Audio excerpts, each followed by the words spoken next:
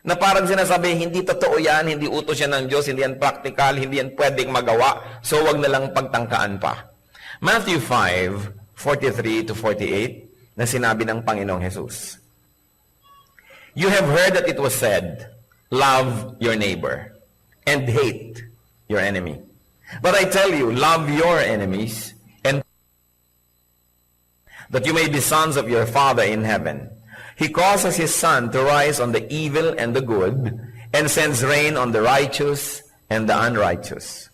If you love those who love you, what reward will you get?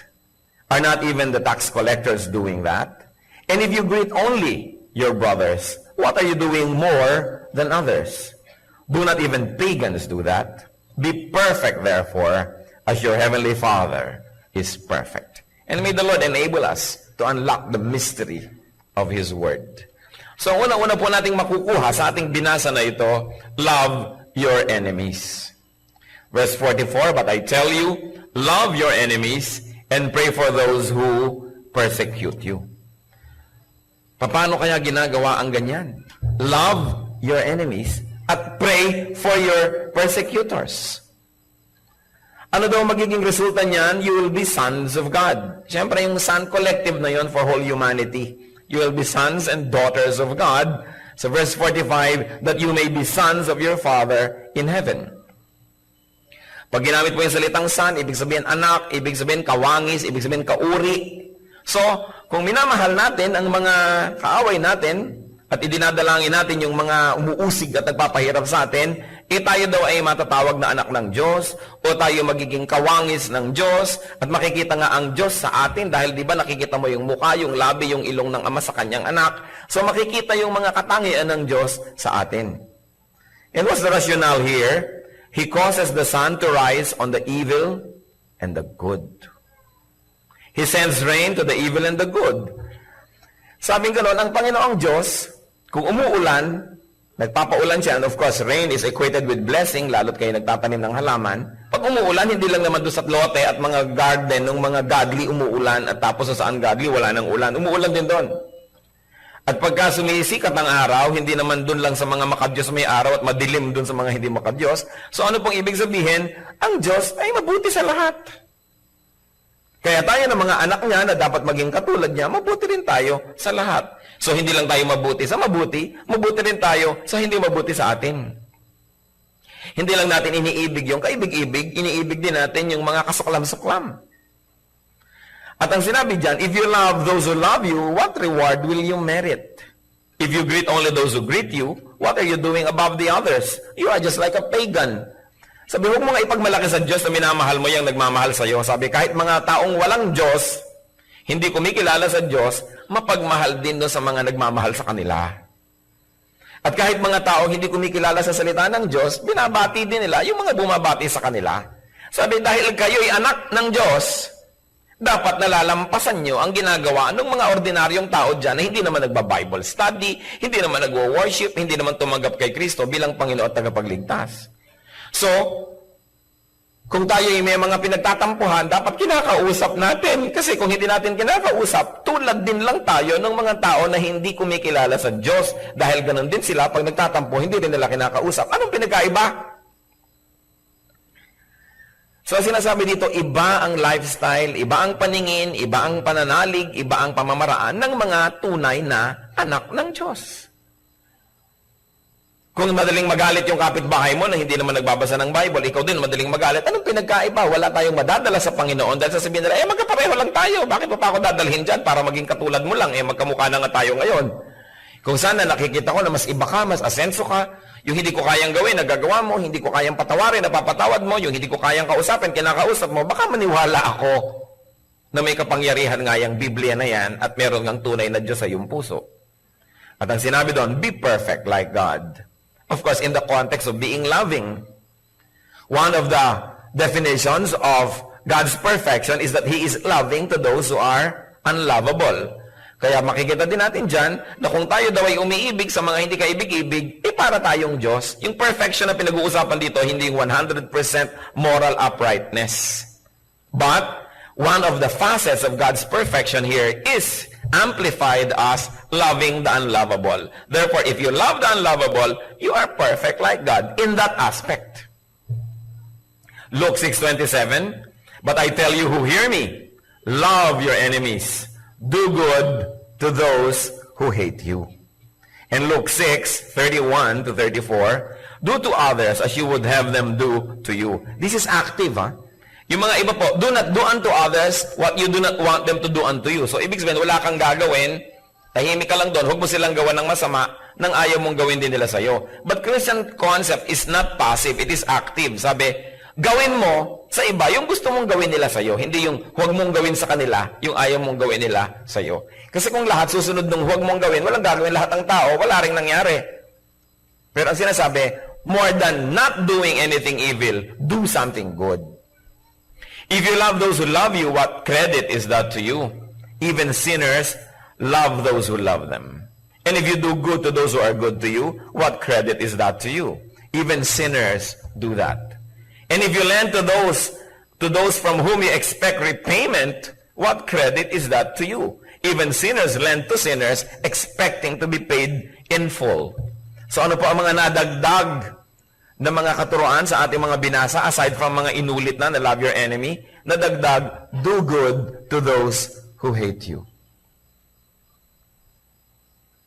May dinagdag pa, bless those who curse you.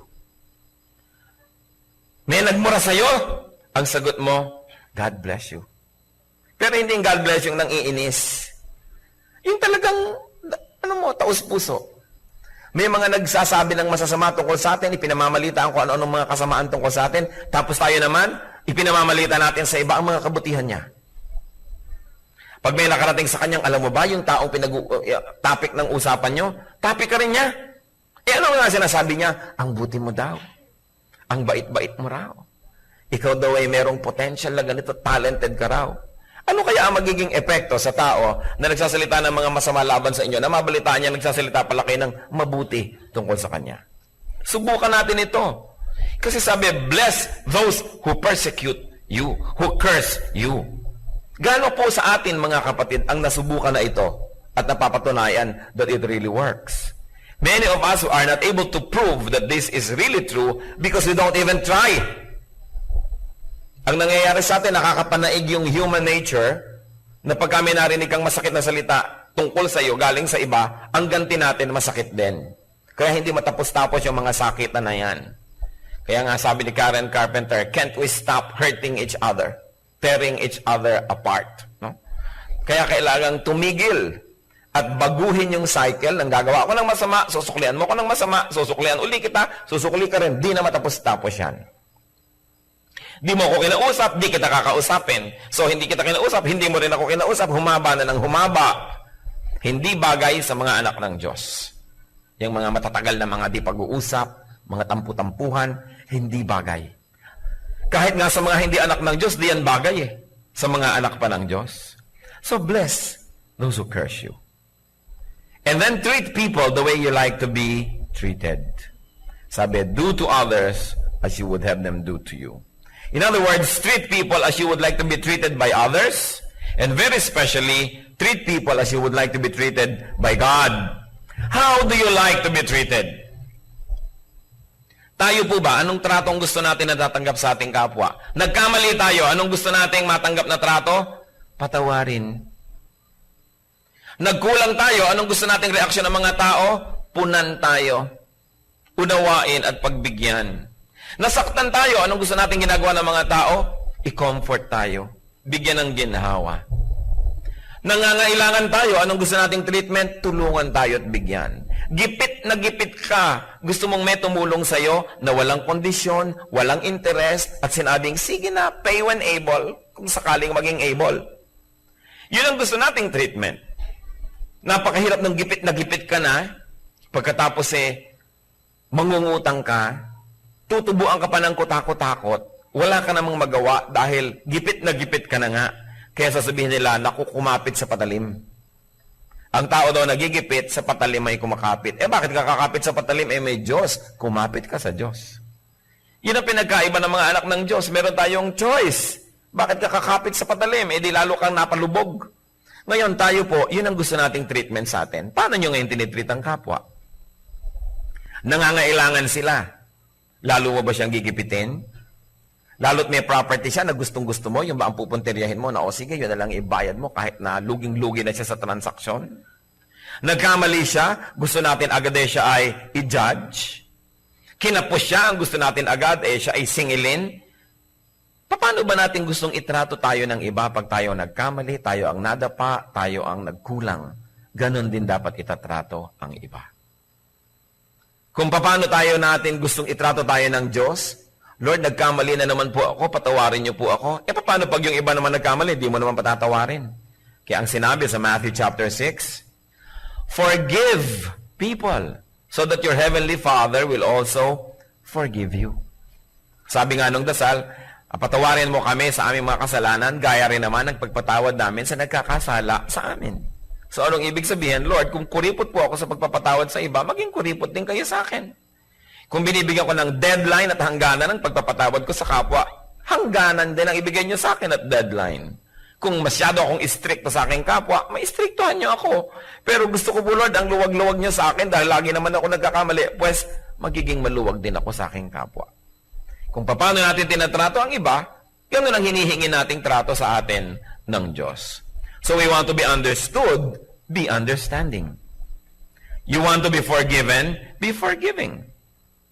You want to be cared for, be caring. Because what you give is what you keep. It is this paradox in life that you keep only what you give away. So when you give away love, you keep it. When you give away hatred, you keep it. So you keep what you give away. Therefore, you give away what you want to keep. Tayo nga kalaban ng Diyos sa ating kasalanan, sa ating patuloy na katigasan ng ulot, mga pagkakamali at pagkukulang. Ang totoo ay kalaban tayo ng perfection ng Diyos. Pero ganun pa man, minahal tayo at patuloy na minamahal. Matthew 6:14-15. For if you forgive men when they sin against you, your heavenly Father will also forgive you. But if you do not forgive men their sins, your Father will not forgive your sins. Ang dami pong nakakaroon ng nervous breakdown, nakakaroon ng depression, at kung minsan napopossess ng mga evil spirits. Pag sinuri ninyo ang background, napakalaking porsyento ng mga nade-depress, ng mga na-oppress ng mga evil spirits, at napopossess pa kung minsan, ang ugat is lack of forgiveness. Pag in-interview nyo, pag tinanong nyo, may malalim na galit sa magulang, sa kapatid, sa asawa, sa anak, sa kapitbahay, kung kanino man. Galit na tagal-tagal na nandun na, nag-ugat na, at kinain at nilaso na ang kanyang buong puso. Ngayon, bakit nagkakaganong-ganon? Bakit nade-depress? Bakit wala namang kausap, tumatawa? Malayo ang tingin, wala namang tinatanaw. Bakit ganon? Hinahanap si Crispin at si Basilio. Kasi hindi nagpapatawad sa kapwa. Ang sasabihin niyo, bakit naman? Hindi lang nagpatawad. Anong naging problema? Hindi rin pinapatawad ng Diyos. Kasi ang sabi, kung nagpapatawad ka sa kapwa mo, papatawarin ka ng Diyos. Kung di ka nagpapatawad, di ka pinapatawad. So, sino man sa atin? Ang may sama ng loob na kinikimkim.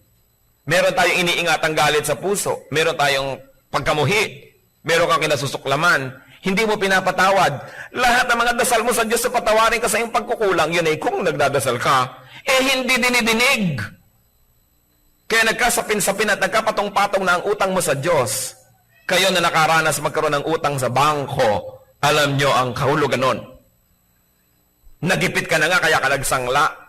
Kaya pala sinasabing, interest last month, interest next month, yung pala pinag-i-interesan ka. Kaya namatay ka na sa kababayad ng interest, dumami na ng dumami. Hindi ka nga makabayad ngayong buwan na to dahil gipit ka, lalong magko-compound pa. Lulubog ka ng lulubog, inilulubog ka dahil hindi ka pinapatawad at sinisingil ka. Bangko pa lang yon, nagpapautang pa lang yon. Yung Diyos sa langit, yung bangko ng langit, na ang dami-dami mong utang, hindi ka pinapatawad, nagko-compound, kaya ka lubog ng lubog, dumadali naman kay Satanas, na paglaruan ka, siklot-siklotin, dahil wala kang proteksyon. Walang grasya ng Diyos dahil hindi ka pala pinapatawad. Ang dahilan, hindi ka kasi nagpapatawad sa iba. Kaya yung maraming mga causes ng sobrang psychological and emotional illnesses is bitterness, lack of forgiveness. Una, pag hindi ka nag-forgive sa kapwa, nalugi ka dahil hindi kayo naging friendly. Nalugi ka dahil yung pwede niyang tulong na ibigay sa'yo, hindi niya naibigay. Yung sayang pwedeng ibigay niya, hindi niya naibigay. At yung gusto mong ibigay sa kanyang pagmamahal, hindi mo rin naibigay. Nakikimkim na hihirapan ang loob mo. Pero may mas malaking lugi. Kasi yung hindi natin pagpapatawad sa iba, hindi tayo napapatawad ng Diyos. Dami ng dami, dami ng dami. So para ba yung sinasabi mo na, humihingi naman ako ng tawad pero pinapatawad ka ba? Sinabi na nga if you do not forgive men their sins, your Father will not forgive your sins. Lumalaki lang lalo ang utang, parang naisubukan nyo, may utang kayo sa bangko, ang laki-laki na, kahit maghulog kayo ng konti, tas hindi nyo na ituloy-tuloy, wala, kinain lang nung dating utang nyo yung naihulog nyo, nawala rin. Gaano karami ang utang natin sa Diyos? Baka naman dasal kayo ng dasal araw-araw, patawarin niyo po ako sa pagkakamali ko kahapon, kanina. Akala niyo nga napatawad dahil meron pala tayong hindi pinapatawad. Tatandaan niyo ito, verse 15, Matthew 6. If you do not forgive men their sins, your Father will not forgive your sins. And this is Jesus saying it. Kaya mahalagang mahalaga, magpatawad tayo dahil tayo'y banal. At kung hindi naman tayo talaga ganong kabanal, magpatawad tayo dahil tayo'y wise. Dahil kung hindi tayo nagpapatawad, we burn the bridge over which we too must pass. Sa kahigpitan mo sa kapwa, ayaw mong paraanin, sinunog mo ang tulay, pati ikaw, hindi ka lang madaanan. And it is the bridge of forgiveness that we all need. So kung ano sa prayer, ganon din sa ibang larangan. No? Pag tayo nagpapatawad, pag tayo gumagawa ng mabuti, nagiging mabuti ang nangyayari sa atin. Luke 6:35 to 36. But love your enemies. Do good to them. And church, listen. And lend to them without expecting to get anything back. Then your reward will be great. And you will be sons of the Most High, because He is kind to the ungrateful and wicked. Be merciful, just as your Father is merciful. Napakalalim naman ng Christianity. Napakalalim naman ni Jesus sa kanyang mga ipinagtuturo na ito. Love your enemies, do good to them. Pahiramin daw ng walang inaasahang bayad yung mga nangangailangan na mga kaaway. Can you imagine kaaway? So, edi lugi ako, lugi ka sa earth. Pero your reward will be great. At ano yung reward na yon? You will be called the sons of the Most High.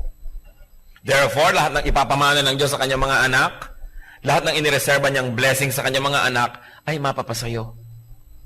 Nalugi ka lang sa taong ito, pero panalo ka naman sa ibinigay ng heaven, kaya hindi ka talaga lugi.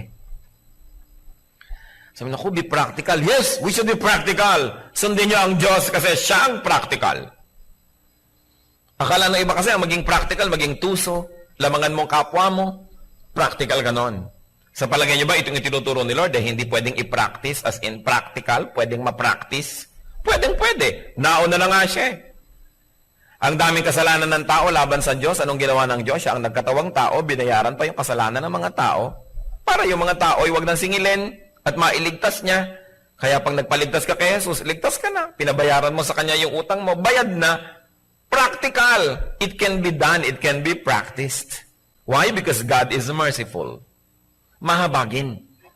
God is just. But God is merciful as well. Kaya sabi kayo, para matawag ng mga anak ng Diyos, dapat kayo mahabagin. Kasi ang ama nyo ay mahabagin. Yung kasing concept ng ama, ibig sabihin, genetically speaking, kung ugali ng magulang mo, ugali mo, yung korte ng noo niya, korte ng noo mo, kasi magulang mo yan. So kung yung magulang mo sa langit, mahabagin, di dapat mahabagin ka rin. At pag nagiging mahabagin ka na, nagbibigay ka sa hindi makakapagbayad, natatawag na, oo nga, anak nga yan ng Diyos. Kasi nga ang Diyos nagbigay sa mga tao na kahit ano naman ang gawin ng tao, di rin niya kayang magbayad. Kung tayo nagbibigay lang sa nagbabayad, di ganon din ang gagawin ng Diyos sa atin. Di hindi tayo bibigyan kasi hindi naman natin kaya magbayad. Alam niyo kung bakit marami mga tao ay napakahigpit ng buhay, parang sikip-sikip ng mundo? Kasi ang sikip din nilatang higpit sa iba. Bakit lagi na lang kapos? Kasi wala nang ginawa nga, kundi wise na lang yung kapwa, lamangan ng lamangan. Ang ending, wala rin. Diyan sa mga nanglalamang na yan, mga nandadaya, yun at yun pa rin ang problema. Pera pa rin. Hindi naman nagiging solusyon. Kasi, kung anong ginagawa natin sa kapwa, yun ang ginagawa nating pamantayan para ganun din ang gawin ng Diyos sa atin. So, maluwag ka sa kapwa, lumuluwag sa iyo ang Diyos. Pero hindi ka maluwag, hindi rin maluwag sa iyo ang Diyos. Lahat ng ginagawa natin sa tao na hindi kayang magbayad, Diyos ang nagbabayad. So, nagbigay ka sa mahirap, walang ibigay sa iyo, Diyos ang nagbibigay sa iyo. So, teka, nasaan ang ibinigay ng Diyos? Ang dami ko nang binigyan, hindi pa ako binibigyan ng Diyos. Ang dami ko nang binigyan ng mahirap. Saan galing yung ibinigay mo to begin with? Di ba sa Diyos? Na-advance na. Pagkatapos kumisan, bibigyan ka pa ng dagdag. Sabi mo, ay, bumalik. Pero kahit na hindi bumalik, saan ba galing yung ibinigay nyo? Di ba sa Diyos na nga galing yun? Sabi nga sa Bible, you were not born with anything and you cannot take anything out of this world. So everything that we think we have is really from God. So nagbigay ka na, hindi bumalik, hindi para sa iyo yun.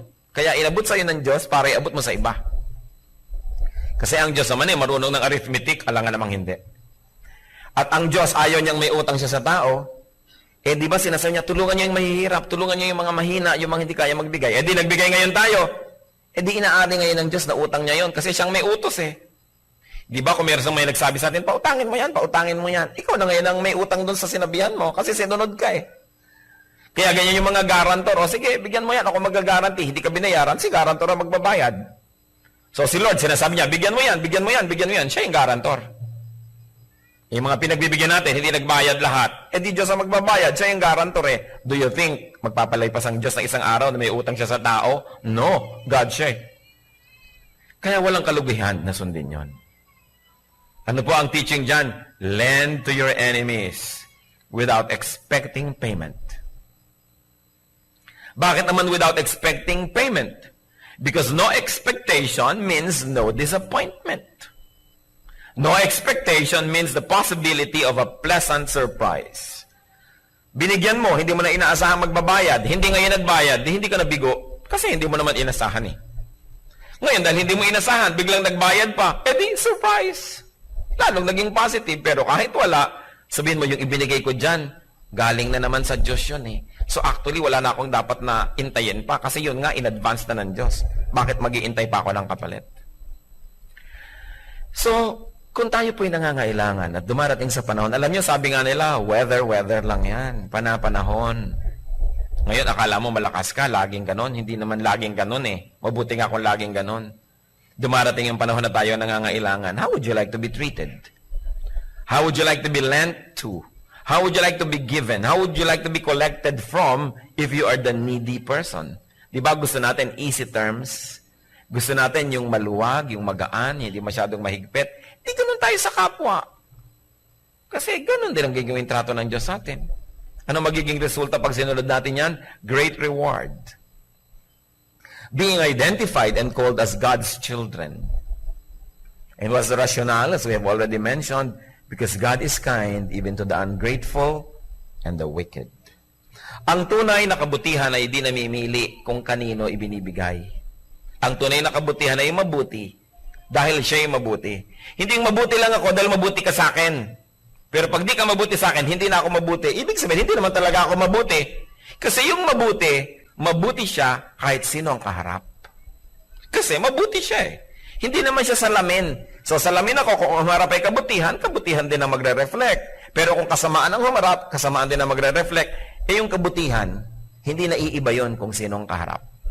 Tulad din ng kagandahang asal. Hindi ang ganda-ganda ng mga asal mo pagka ang kaharap mo, amo. Pero pagka ang kaharap mo na, yung ikaw na ang amo, wala ka ng asal na maganda. Ibig sabihin, hindi talaga maganda yung asal mo. Namimili. Kaya ang ating pong laging panalangin, maging likas sa atin yung kabutihan. Hindi yung mabuti ka sa kanya dahil may inaasahan ka, may mapapala ka. Kundi dahil kasi, mabuti ka talaga. At yon ang isang goal ng ating buhay. Hindi lamang maging mabait, kundi maging mabuti. May pinagkaiba yun. So Christ and Christian teaching does not only repair, but more than that, recreates the person. Pag sinabi, love your enemy, sobrang revolutionary na ideya yan. Hindi lamang niya nilalagyan ng bagong palamuti ang iyong buhay, hindi ka lamang binibigyan ng konting makeover ng Diyos, iniiba ka na buong buo. Dahil ang natural sa tao, dahil sa kasalanan, is to hate your enemy, to do evil to those who do evil to you, gumante. Pero ang sinasabi ng Diyos, maging iba kayo, kasi hindi kayo mga taga-sanlibutan, kayo yung mga anak ng Diyos. 2 Corinthians 5:17. Therefore, if anyone is in Christ, he is a new creation. The old has gone. The new has come. Kaya dapat tinitingnan natin sa sarili, nagpapatawad na yata ako sa mga hindi ko pinapatawad noon. Totoo nga, the old has gone. The new has come. Pero kung ganun pa rin ang ugali natin, baka hindi nagkaroon ng new creation. Importanteng dibdibin ang ibig sabihin na maging anak ng Diyos. Christ brings not just a rearrangement, but total reconstruction of our personality. A total change of attitudes. A total change of lifestyle. A one-half Christian is a one-whole nonsense.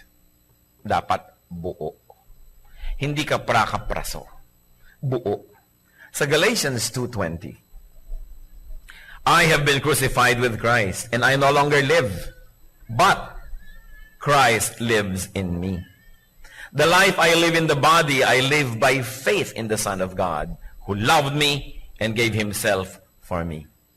Dahil ibinigay ni Kristo ang kanyang buhay para sa atin, nung tinanggap natin yung buhay na yon, na buhay na walang hanggan, galing kay Kristo, tumigil na tayong mabuhay para sa ating sarili. Nagpalit tayo Lord, eto yung buhay kong masama sa inyo na, at please, mamatay po kayo para dyan, bayaran nyo. At yung buhay niyong mabuti, amin naman, na akin na, ibigay nyo sa akin. Eto yung katawan ko, eto na yung marumi kong espiritu. Eto naman, ibigay nyo sa akin yung malinis nyong espiritu. So, mamamatay kayo dahil sa akin, therefore, mabubuhay kayo sa pamamagitan ko. At mamamatay din ako sa dati kong sarili dahil sa inyo. So, ang totoo niyan, pag tinanggap natin si Kristo, pareho tayo namatay.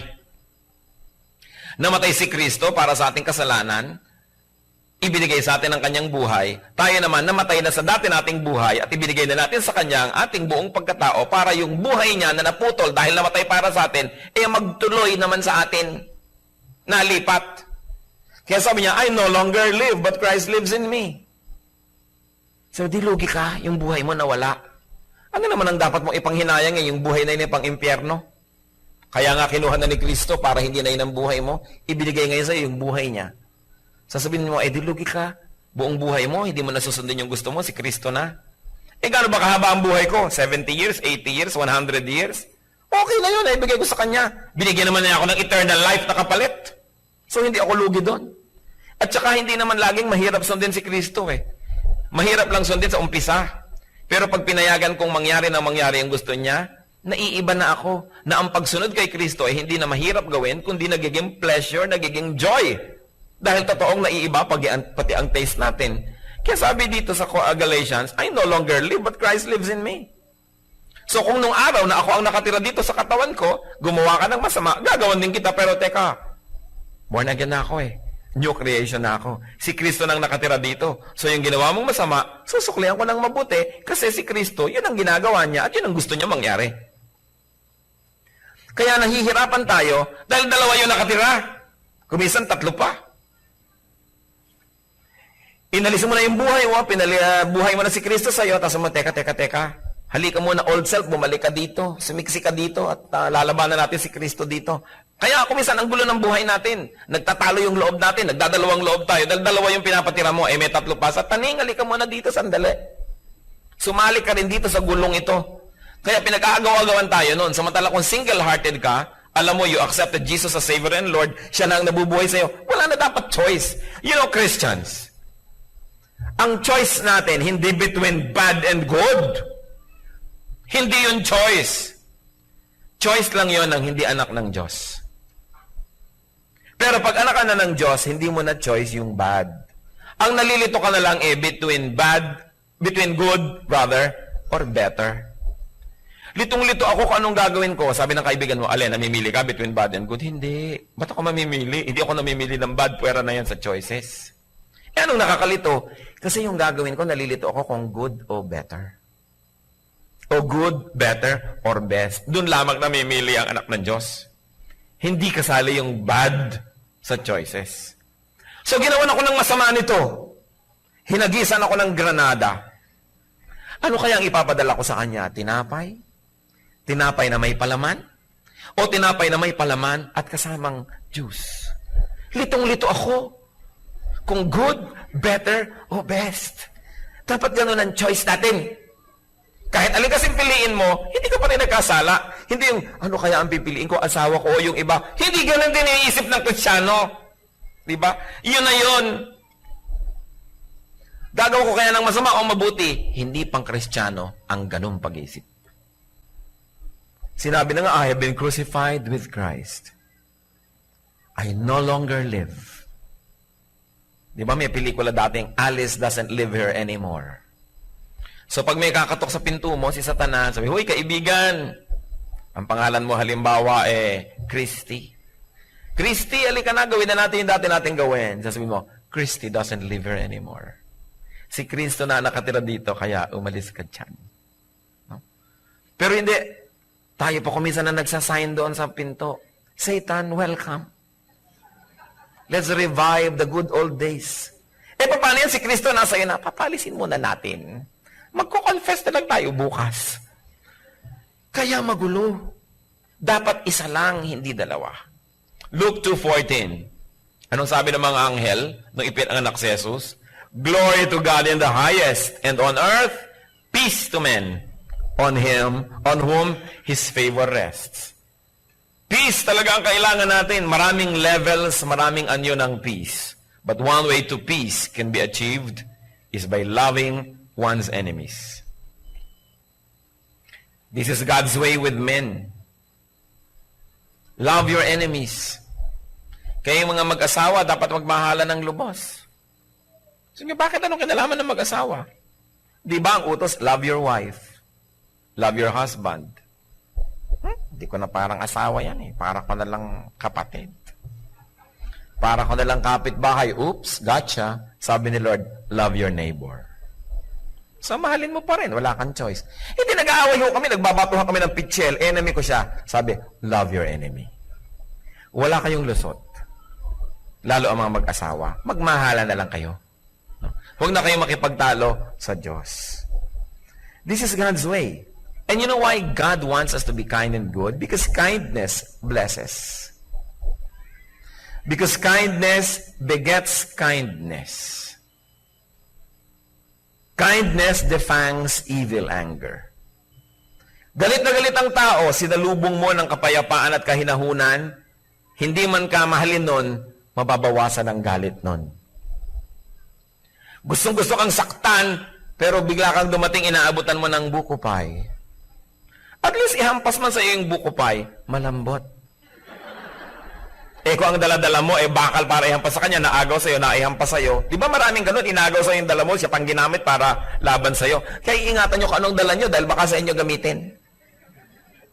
Lagi kayong magdadala ng buko pie. Anong sabi sa Romans 12:20? On the contrary, if your enemy is hungry, feed him. If he is thirsty, give him something to drink. In doing this, you will heap burning coals on his head. So, gumawa doon ng mabuti. Kahit sa iyong parang pine-perceive na kaaway. Si Don Pasiano Rizal, kapatid ng ating national hero at para na rin niyang ama na nagpaaral sa kanya. At pagkatapos naging general ng Katipunan at ng Himagsikan matapos si Rizal ay binarel. At pagkatapos maraming mga Pilipino ang naging maka-Amerikano nung tayo sinakop ng mga Amerika.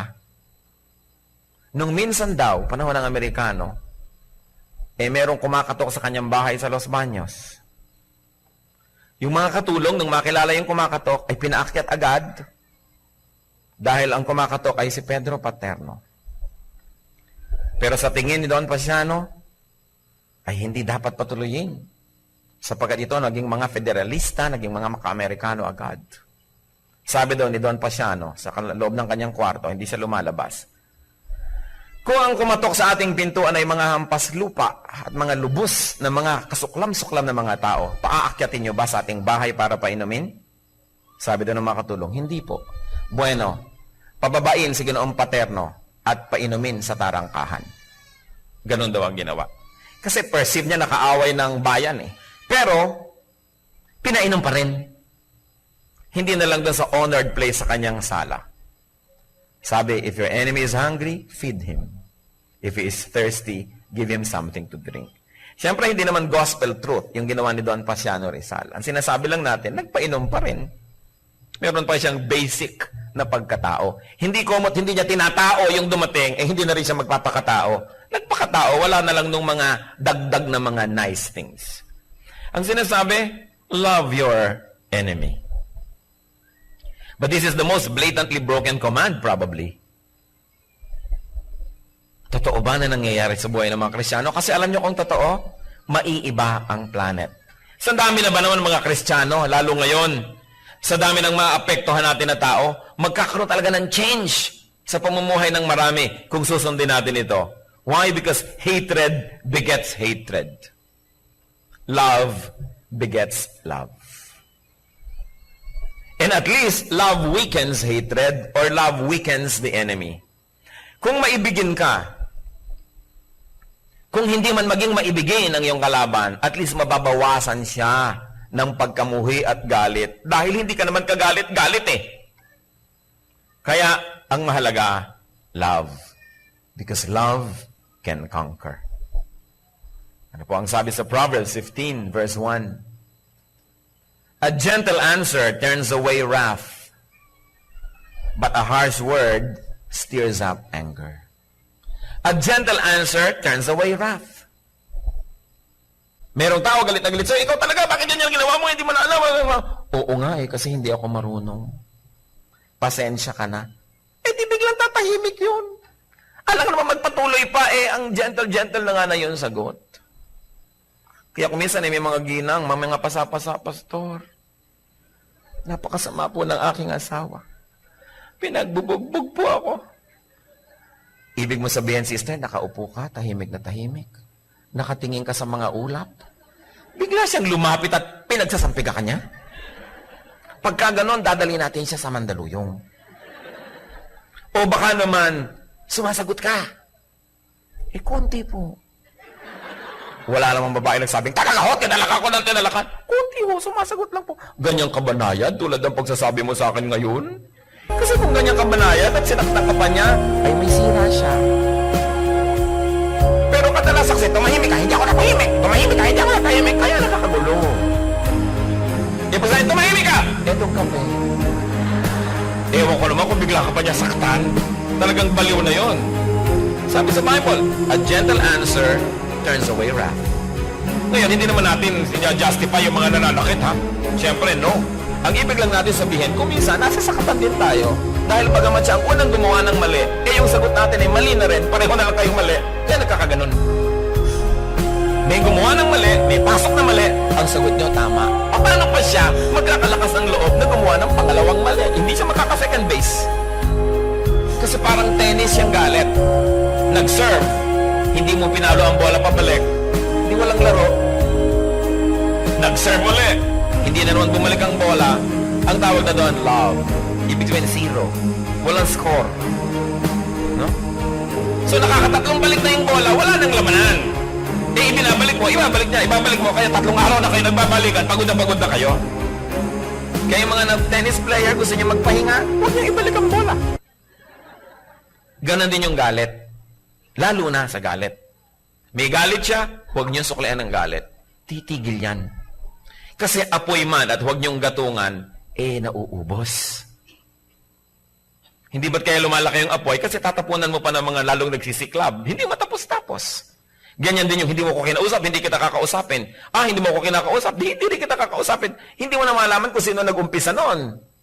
At mahalaga pa ba kung sino nag-umpisa? Sa palagay niyo ba kung ang kapwa siya ang nag-umpisa ng mali, justified na kayo naman yung huling gumawa ng mali? Hindi na mahalaga kung sinong una at sinong huli. Pareho lang kayo mali. So, we conquer. Because love should conquer. Romans 12:21. Do not be overcome by evil, but overcome evil with good. Overcome evil with good. Sinigawan ka, hindi palakasan ang sigaw. Ang sagot mo mahina. Paano pa sisigaw uli? Overcome evil with good. Because the best way to beat your enemy is to turn him into a friend. Yung enemy na ikadena nyo, matutulog kayo mapayapa? No. Pwede niya makalasyon. At gawang kayo ng masama. Ibinilanggo ninyo, pwede siya makatakas. Nilumpo ninyo, pwede siyang ipaghiganti ng ibang nagmamahal sa kanya. Pero ang tunay na paglupig sa kalaban, mahalin mo siya. At pag minahal ka na niya in return, yun ang tunay na victory. Yung kamay niya, hindi na niya gagamitin para ka hampasin, gagamitin na niya para ka i-foot therapy. Yung kotse niya, pag dumadaan siya at naglalakad ka, hindi ka niya nasasagasaan, kundi hihinto siya at isasakay ka. Yung mga resources niya, hindi niya gagamitin para gawan ka ng masama, kundi ipangtutulong sa'yo. It is really love that wins. And the best way to beat your enemy is to turn him into a friend. Lalong-lalo ang mga magulang at anak, mga magkakapatid, mag-asawa, hindi bagay na magkaaway. Ang bagay lang na kaaway natin si Satanas dahil talagang kaaway natin yon. Pero sarili ninyong laman, ng inyong laman, dugo ng inyong dugo, kalaban nyo, parang hindi bagay yon, mali. Dapat may mauna na lang na magpakumbaba, may mauna na lang na magpatawad at lahat naman yan, lalo magkakamag-anak. Meron ka namang goodwill at love for each other na kuminsan natatakpan lang ng mga pansamantalang inis. Pero pag may nauna na magpakumbaba, bumabalik yung mga dating samahan dahil maibabalik nyo ba naman yung mga pwede ba namang mabura na may pinagsamahan kayo? Lalo mga magkakapatid na galing lang kayo sa isang bahay bata, pwede ba namang mabura ng kahit anong away yung katotohanan na yon? Hindi. And you know what? You cannot make old friends. You can only lose them. Pero hindi ka nakakagawa ng old friend kasi hindi mo maibabalik ang panahon. Kaya yung mga friends natin nung araw, and of course, lalo yung mga kamag-anak natin, mga kapatid natin na kasaway nating lumaki, kasama natin sa hirap at ginhawa, mga old friends din natin yon. Hindi dapat na meron tayong mga hidwaan kasi magkakaroon ka pa ba ng kapatid? Lalo't patay na yung nanay mo, patay na yung tatay mo. Wala na, yun na lang yun. Pwedeng malagasan, pero hindi pwedeng madagdagan. So mamahalin mo na lang. Mga dati nating kaibigan, classmate natin nung araw, makaka-imbento ka pa ba? Hindi mo na may ibabalik yung 1962, 1954? Hindi na. So yung mga naging kaibigan mo noon, pakonti na lang ng pakonti yun habang sumasa kabilang buhay. Pero hindi na pwedeng madagdagan. So minamahal mo. Friends, multiply our joy and divide our sorrow. That's why it is important to be friendly. Alam niyo kung bakit itinuturo ng Diyos na maging friendly tayo? Kasi mahal niya tayo. Kasi alam niya that friends can be channels of blessings. Parang mga magulang na tunay na nagmamahal sa anak, hindi mo itinuturo maging suplada yung anak mo, maging masungit, maging mataray, maging ganito, maging ganyan. Kasi maraming mayayamot. Pero tinuturoan mo siyang maging mabuti, mapagpakumbaba, para maraming matuwa sa kanya at maraming magmahal, hindi lang ikaw. Yun ang magandang pagmamagulang. Dinadamihan mo ang mga iibig sa iyong anak, hindi yung tinuruan mo maging tamad o tinolerate mo, lahat ng tao na kasama na inis. Masyadong selfish, walang natutuwa. So pag namatay ka na, wala na ibang mag-aalaga sa kanya. Kaya yung magulang natin sa langit, tinuturuan tayo maging mapagpakumbaba, maging mabuti. Kasi alam niya, pag ganun tayo, dadami pa ang magmamahal sa atin. Hindi tayo ipinapalugi ng Diyos, ipinapatalo na magpakumbaba ka, magpasensya ka. Bakit kayo ipapatalo ng Diyos? Mahal ka niya. Pinapapanalo nga tayo eh. Kasi alam ng Diyos na ang tunay na panalo is when you turn your enemies into friends. That's the real victory in life. Dear Lord, salamat sa mga paalala nyo. Salamat sa katotohanan na mahal nyo kami. Na mga itinuturo nyo sa amin na hindi kalugihan. kundi ito yung mga kalakasan. Turuan mong makita namin yung katotohanan na to. Tanggalin mo, Panginoon, ang mga takip sa aming mata.